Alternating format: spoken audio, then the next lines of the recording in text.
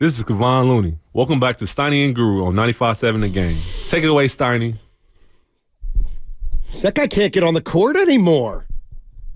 Oh, Loon Dog. Loon Dog. Yeah. Steiny and Guru, joined by Larry Krueger and Mark Willard. It's the crossover on 95.7 The Game. What's up, gentlemen? Hi, boys. How we doing? Oh, dynamite. Uh-oh. Yeah. Uh-oh. Well, I'll start then. Here we go. Willard, I'm going to say this to you. Okay. I'll just talk really loud.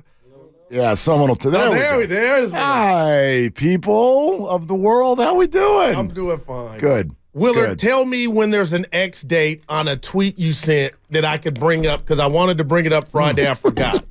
Wait, what do you mean an X date? Because it was last sitting week, on but this I was going to Is bring it it. expired? No, there's no statute Okay, all of right, here we limitations go. on my tweets. You So want to let come give at you- me? Yeah, Let's go. no. Let me give you love. Let's go. Because you always prop me up and you come in here and you say, Goo, why do folks like you? The ones that do is you wear your heart on your sleeve. I remember this verbatim. It's true. He said, and the days I apologize on a take I have, you're like, Goo, you don't owe nobody an apology. Yeah. I drive home, Larry and the cat. He's like, okay, I'm feeling Willard.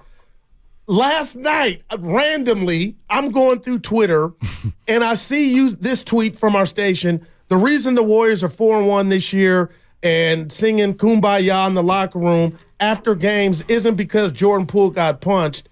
Jordan's cocky or Draymond's a jerk. It's because Jordan Poole is not an intelligent basketball player. Yep. I'm like, okay. But then I see the follow-up. You didn't like how it ran. Yep. So I said to myself, eat my Fruity Pebbles, no, Willard, you don't owe nobody on how it ran. Well, now you don't, said it. But and if you read the follow-up tweet, I went on to say, I said it. I said it. But this is no different than you ever send a text to someone or you receive one and you're like, well, that was terse. What the hell did they mean by that? And then you see them and they're like, no, that's not what I meant at all. Dude, more than you think. The written word and the spoken word are two very different things. No doubt. Okay? And so You had time to reflect, No. and you reflected. I take none of it back. I know what it sounded like when I said it, and I know what it looks like in print. Wow. And so I wanted to put that out there. Like I'm not. Why are you backpedaling off of it? But you're not, though. See, now I got it. Give Larry one day off, and he comes in like this. Why are you Deion Sanders over there? No, I don't. I take back none of it. But it was more an encouragement of like, you know, if you have the opportunity to go hear this and the context of the conversation that we're having and the fact that I'm focusing solely on basketball, I don't want it to come down and sound like I'm calling Jordan a dumb human being or anything like that. I've interviewed him a couple of times, and outside of that, as famously was stated on this radio station, I don't know Jordan Poole, okay? The point that I'm getting at is we've spent so much time on the punch and the way they travel together. Or, We did. Or didn't, and right, the Warrior culture. For me, what didn't get discussed enough, and it is now very, very evident, is he's just not someone who made very good decisions on the court.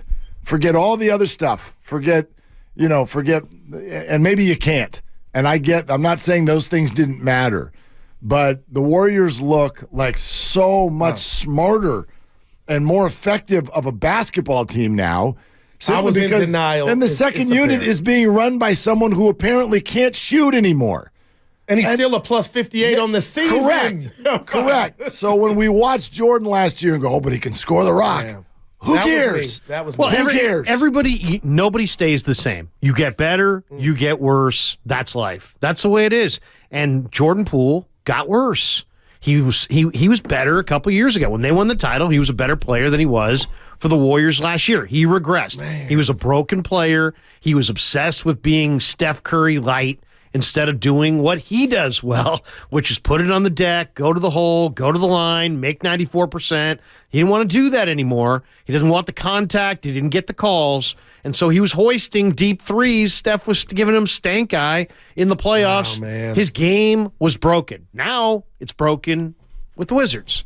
And there's nobody to blame but himself now. Yeah, he's with just the antics I'm seeing, Larry. Well, it's because everybody has a game that they like and then the game that they have. And the game that he has he should have gotten stronger. He should have welcomed that contact. He should have, if I was him, I would have hired like a Corey Maggette, who was like awesome at getting to the line. I didn't like him. I loved him. Yeah. Well, no, but I mean, Corey Maggette was a master to lift getting weights. I would have hired Corey get to the Maggette. line, and to get not into the to line. learn the game. Corey Maggette knew how to get to the free throw line.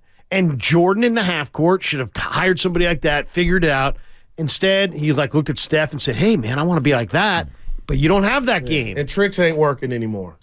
But getting the ref to blow the whistle on the three, to kick out. And how many times we're going to watch him just stop playing, staring down officials, further eroding his whole relationship with them. So, now it's the Wizards' problem. The Warriors got out from a contract that was bloated, that was going to be unable to move. They were going to be unable to move for a guy that is going to help them win in the present, who's way easier to move on the back end if they want to do that. Here's the problem I have with the Jordan Poole revisionist history is, so he gets drafted by the Warriors, and it looks like he might not even be able to play in the NBA. And then he goes to the G League, and during COVID, the whole organization, nobody's worked harder than this guy. Their security card has been used more than anybody else. He came back in the 39 and 33 seasons like, this guy's pretty good. Man. This guy's gotten better. All I'm saying is I just think there's way more balance to Jordan Poole and what's happened to him. Like he was called one of the success stories of the Golden State Warriors after coming back from the G League. We all acknowledge it was incredible. They probably wouldn't have won it or couldn't have won it without him. So it's like, what did happen? Well, I mean, What happened? When you go to the G League and then you average 20 points a game in the NBA, sure, he's a hard worker, and he'll forever get credit for that. But what you can't see when we just open up a box score, or you watch his finishing total, or you see him fill in and score 35 on a night where they're load managing, is everything else that matters in basketball and has mattered to Warrior basketball over the last decade, because they outsmart people and they have a way and they have a culture and they play defense and all of these things. If I take away scoring the basketball, what else is it that Jordan does well? I mean, he can play make a little bit. What he wrote, he's not a point guard, but he can play make a little bit in terms of assist. Like he can score and he can play make a little bit. His shot selection it's eroded. not He said he eroded. His shots. I mean, he worked hard. I mean, I don't think anybody's trying to take any of that away from him. I mean, he got into the gym. He worked on his body. He's much more, much faster off the dribble. But it was all about his offensive game. I agree with Mark. I don't think he necessarily makes other people better. He's not doing that in his current spot, and that might be a big ask, but that's telling to me, Willard. Watching him early on when I thought, you'll be the grown-up in the room on that team. And everything, it's almost like a parody. Like, dude, you're making a joke of yourself and your career. You're a badass, but the tricks and the antics, I'm like, oh, Jordan, you might have rubbed people the wrong way here. Of course he did. And his numbers are across the board down. More turnovers than assists. It's just like, oh, my God. Assists man. all the good numbers are down. Points, assists, rebounds, everything is down. The only bad number that's also down, and it's down, barely, and we're talking about a 6-game sample, is turnovers. It's actually pretty flat. 2.5 2 years ago, 3.1 a year ago, 2.8 right now with the Wizards. This might shock people. You know what else is down? His minutes. Right. Well, He's that's playing probably fewer minutes per game for the Wizards than he did for the Warriors. So this whole he's going to blow up and score 28 a night. We thought. He's not. No, he's not. He's not. That's just not. It's not who he is. And I'm not going to try to compare him to Chris Paul setting a second unit. That's not fair. But when you say he's not a guy that makes other people better, it may well be that he's a guy that literally makes them worse. Every bench player looks better. They all look better this year. Every single one of them. He plays half the floor. I mean, when you're so quick that you can beat almost anybody who's checking you off the dribble, but on the defensive end, you can't stay in front of guys. I was watching the highlights yesterday. He was reaching, letting dudes just go right turnstile. Doesn't move his feet. He reaches. So he's got the quickness, but he doesn't show it on the defensive end. I mean, it's not like a beat up on Jordan Poole. It's just that, this guy was fascinated by Steph. Lots of people are. And was taking deep threes, heat check threes, and making what? What do you make in the playoffs? 18%? It was a bad 20%? About what Chris Paul's making right now. Yeah. 8% going into last night. But Chris Paul's got, what does Chris Paul have? Ridiculous number, 62 assists and 6 turnovers. I mean, that's ridiculous. That is. I mean, the thing Plus that 58. the thing that I don't want to put this. The thing that's gratifying to see from a basketball standpoint is to see a team like the Golden State Warriors do what happened. And I get it, it's not all Chris Paul, but they have their year last year, and they replace Jordan Poole, who's a highly erratic player, with one of the most steady players in league history. Man. And I just love the idea. They're both kind of sixth men, but you can just see the drastic difference in the team being better. Like Chris Paul hasn't made shots, but look at how's Peyton playing? Pretty good. How's Kuminga playing? Across Pretty the board, good. Steiny. How's Sarge playing? Well, he's entrenched right now. Sarge has already found his role on this team. Yep. So, that's basketball. That's what being unselfish and being a passer and doing different kind of things can do. You ever play varsity basketball and they take like a hotshot freshman who's a great scorer and they just say, hey, run with the varsity this afternoon. Well, that was me. And then you watch was the that guy and you're like, this guy only really dominates when he's on the ball. He doesn't really know how to move off the ball. I mean, Kerr's whole system is about body movement, ball movement, moving well off the ball, making your teammate better. Basketball IQ. You got to know how to play off the ball. And Chris Paul is now allowing Steph Curry also to free him up to play a little bit off the ball. So I see a much fresher Steph. I mean, Steph looks like reignited, doesn't he? Incredible. You're listening to 95.7 The Game, KGMZ FM and HD1 San Francisco. Always live on the free Odyssey app, Twitch, and YouTube. Powered by First NorCal Credit Union. It's interesting, the whole we always have to qualify all this. We don't want to beat up on Jordan Poole. It's not personal. It's not beat him up. The same thing that we spent 2 months freaking out about with regard to Chris Paul. Is he going to be willing to fit in? Is he going to realize that the Warriors are bigger than him? Well, did Jordan? Wow. Did Jordan? Because first, sure. But not as time went on. You need me to start? What do you need me to do? My perception is, okay, and every time we do this, it's like, oh, you're saying it's okay he got punched. It's never going to be okay that Draymond punched him. But my perception through all kinds of evidence well beyond Draymond is that this guy got to a point where he wanted to tell these champions how it was going to be. And it's like, why are we okay with that? We're not okay with that. We're not okay with that with anyone else. Because we don't know for fact that's what evidence is everywhere. First of all, whether you want to accept the quote-unquote conversations and words that were shared, but also just watch the games. Watch Steph throw a mouthpiece. Watch Clay throw his hands up in the air. This guy was doing all of the things outside of the team concept because he was trying to Jordan. He was trying to Jordan up the games. And these guys are like, we've won titles, man, and we just won one. Right. That was the other thing. You say he regressed. He got his ring, and then it was contract time. And he got that too. Right, he got paid, and it just felt to me like everything was about Jordan. And that's not acceptable with the Warriors. Well, I'll say this, Willard, to your point. He's gone. He's now in Washington. And I want to bring Exhibit A to what I deem as the Warriors' new problem. We did a whole show on this and didn't even know Andrew Wiggins and his passiveness.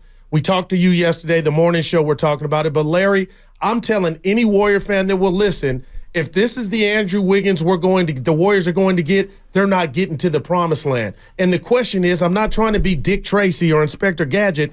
What is going on to where this dude is not? It just seems like he's floating to the point to where he's floated before, but it'd be more aggressive. Now it's like 4 points, 1 rebound. Kuminga passing him up is on the table, but I'm telling anybody in this room that they need both. And I don't know what Steiny's telling me this is who he's been forever. I'm like, okay, I'll give you the Minnesota, but we saw Wiggins 2022 to where he carved out his niche. This Wiggins now, it's not okay, and I don't know what's going on. And if it's Poole's gone, that ain't good enough. Be a pro, but this is a concern early. And you heard, you know what? Real quick, Kerr give him a bone. Well, for us, out of nowhere, for us to get to where we want to go, we're going to need Andrew to be. Like, that's true, but he still's coming back with 4 points and 1 rebound. Like, I don't know what's going on. I'll tell you what I think. I actually disagree. I think they can win it without Wiggins. Like, I think Kuminga and Gary Payton II and Sarge to a lesser degree have played pretty well, better than Wiggins. They I'm just not have. arguing that. I'll push back on that. I really don't think they can win. Gosh. I don't even know if they can win with Wiggins, but I know that they can't win without him because he's one of the only guys they have in his prime. Now, he's so talented that he kind of drifts a little bit, but to me, I think it's more about just communication. I think you just got to enforce and emphasize what you really need from him. And one of the things I love is Steve's, trying to stress and emphasize the offensive glass because I think Golden State, with as good a talent as they have, as smart of players as they have, if they can crash the offensive glass, they get extra possessions, that's going to help them. But they need Wiggins to be the rebounder he was in that Celtics finals and in that run-up to the title. I'm sorry to laugh in the middle of your comment, but the idea that they need to emphasize to him what they need from him. Well, he can do it all. A bad sign. You have teenagers. No, I know, but he can do everything. Emphasize to them what they need to do. And then sit back and watch. He's just a very talented. We all agree. Of course he is. He's very talented. But telling him, hey, Andrew, we need you to try harder has literally never happened based on every press conference we've ever seen for every team he's played for. He'll have one good game, and it's a parade of people going, that's what we need from him. So what's going on, Mark? It's just the way he's wired. Yeah, I agree. He's not wired like that. Let me ask you a question. What does he do well? What's the best part of his game? Defend your best player on the other end. I've seen that. 6 months. And he can get to take you off the dribble. No, he can't. He can't take you off the dribble. He can't take you off the dribble. He can take you off the dribble and come up with a nice mid-range. He can't take you off the dribble. If he wants to. He's a slasher. He cannot take you off the dribble. He cannot get to the cup with one dribble. He's an average shooter. Like, I'm just asking, what does he do best? And if you're going to say defense, I'm just going to remind you that he played defense 1 year. Well, he's all-star in a Warrior uniform. That's right. I'll rest that there. He was an all-star in a Warrior uniform. So he got voted in by a dude who was a TikTok guy. Like, if we're going to do that, let's do it. Here's how I'd answer your question. What does he do well? Everything, sometimes. I agree. I think he can. You got to remember this too. You got to remember sometimes this is a guy, but not usually, who was traded for D'Lo. So some other team beside the Warriors said, you know what? Not too excited about him. So there's some inconsistency in what he does. I think his strength is also his weakness. I think he kind of drifts. I don't think he's a big personality. I think he kind of blends and he kind of observes. And sometimes, I'm not saying it's a bad trait, but I mean, I think it's one of the reasons he gets along well on this team because he doesn't have to have the ball. Yep. But I think it's also he can get lost out there where right on the table. He's running up and down. He's not getting a lot done, But I think he can take guys off the dribble. Him and Poole were close. Poole's not here. People have called. I don't buy it. Do you think he could be upset that Poole's not here to the point to where it would affect his game? I'm saying hell no to that. Obviously, whenever we throw anything out like that, we're searching. But again, I don't think what we're seeing right now is actually that out of character. So I don't think anything's going on. You sound like Steiny. I don't think anything's going on. This is who he is. I mean, this is obviously this 7-8 game stretch, whatever. This is the start statistically is not very good even for him. Yes. But I think that's tucked into what this team is doing. They are very spread out on their points per game. They're spread out more on their minutes. They're trying to make sure their old guys don't fire up 35 minutes a game. They're tinkering with new finishing lineups. I know we're very focused on that. But if we're going to say strength in numbers is back, then, the Warriors have 7 different guys averaging 8 or more per game. It's really spread out. So Wiggins is not going to average 19 a game this year. He doesn't assert I don't think himself anybody into will. the game all the time. The one thing he won't do typically, he won't shoot you out of it. Because if he doesn't make a few shots, then he just kind of drifts and he doesn't shoot the ball as much. But I think I think there's nothing that he does spectacular, but he's a 6'8" guy who's pretty athletic, pretty good on both ends of the floor. And he can score. I mean, he's an NBA player that has scored a lot of points. But it's like you're right. If you're leaning on him as a primary, you're probably going to be disappointed. The numbers are crazy. Chris Paul's averaging more rebounds per game than Andrew Wiggins. What Andrew Wiggins really should do Chris Paul is right now is try to be the best wing defender in the league. Yeah, just take the challenge. In the playoff. Well, run the floor. Yeah, but don't even worry about Be a defensive specialist just to start. See if you can build off that. Because I think minutes are going down, Steiny. Well, good. Kuminga's playing harder. Peyton II's playing harder. I think the point that's really interesting, and maybe we're painting with too broad of a personality brush, but it's funny, right? So Jordan's gone, and then take Harden. Harden joins the Clippers, and he's like, I'm the system. Yeah. Do you know what I mean? We want Andrew to be this person that there's no room for on this team. There's no room for Andrew to have that dog in him like we want. They've already got that. They got 4 dudes who have crazy Hall of Fame resumes. So if Andrew was like, yo, give me the ball, and I am going to be the physical beast this team needs, what usually comes with that in the NBA is a big freaking attitude that's really hard to fit within a team concept or a team that says, okay, Steph, you're option A. You're our 1. So if you want him to be a 3 or 4 or even a 5, he gets to act like a 3 or 4 or 5, doesn't he? But his body is not, again, the ball going in, Larry. It looks like his dog died. Like, people are commenting on what they're, and I don't know the guy. I'm rooting for him, but he looks like he's not mentally there. It's a low-energy look. It's a low-energy look. But some guys have, like, we did this with the Giants clubhouse for years. Like, do Brandon Belt and Brandon Crawford not care? Or are they just that's the look on their face. Belt with his hangdog, walk back to the dugout. We all want Cody Bellinger on this team.